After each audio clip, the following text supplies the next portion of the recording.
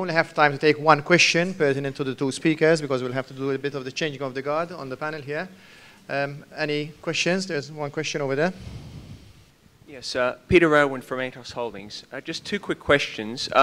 Regarding the situation of the tax advantages that Malta presently has, what areas of added value do you feel that Malta needs to differentiate itself further so we continue to have the stability and hopefully prosper into the future?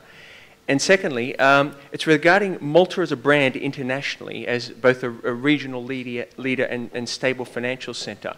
In light of the IMF's recent paper on the requirement for ethics, fiscal transparency and proper corporate governance in the MENA region, due to our unique relationship with obviously the EU and being right on the fringe of North Africa, where you see us in the areas of fiscal transparency, corporate governance and ethics regarding the MENA region. Thank you. Thank you very much. Big questions.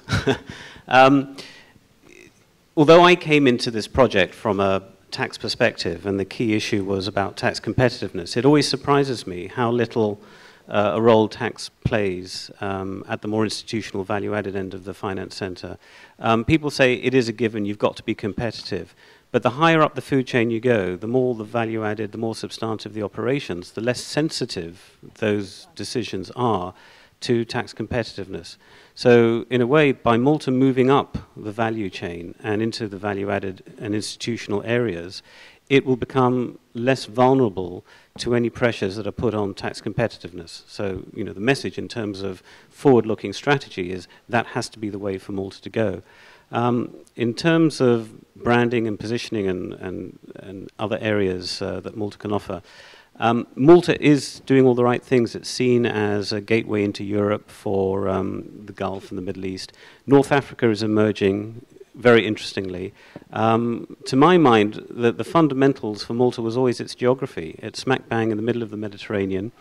Boris Johnson, the Mayor of London, wrote a book about the original European Union, which was Pax Romana, which was a Mediterranean-based union in the Roman Empire, and sort of wondering or supposing whether that could reassert itself. But you can, projecting ahead, see North Africa as it emerges and increasing its trade into southern Europe, becoming increasingly part of some sort of free trade area and Malta playing a role in that.